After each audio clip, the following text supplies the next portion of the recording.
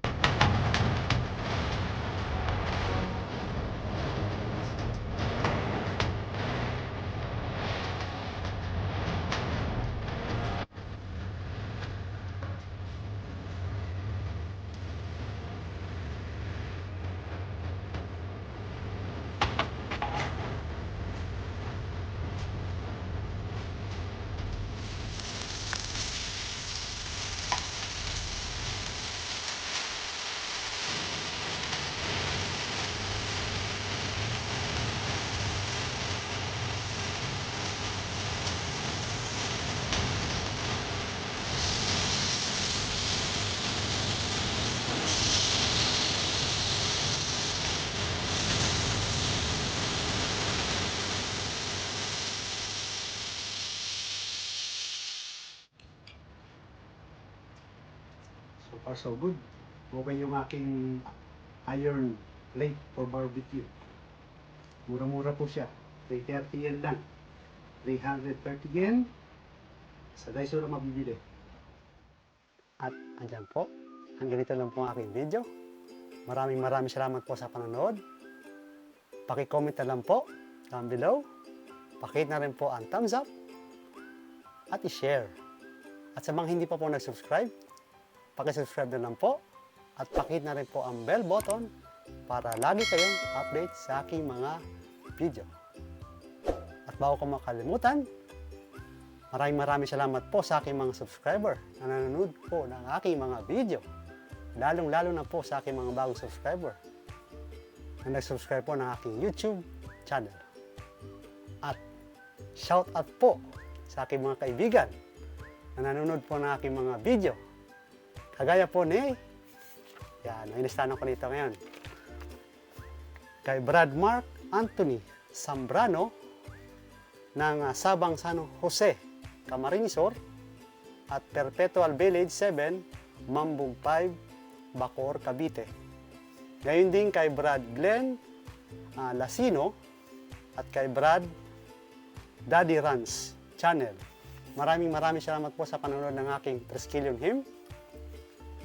At kay Brad Marty Trujillo ng Sindangan Municipal Council. Maraming salamat din po sa panonood ng PMI Warsong.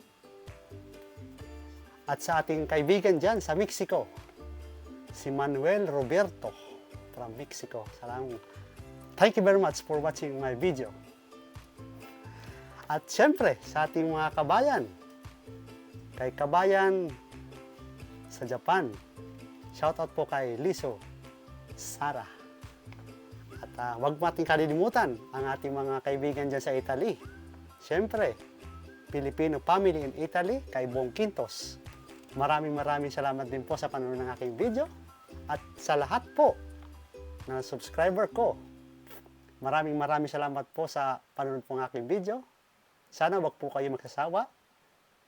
At hanggang dito lang po ang aking video. Bye-bye. Sayonara. Matane.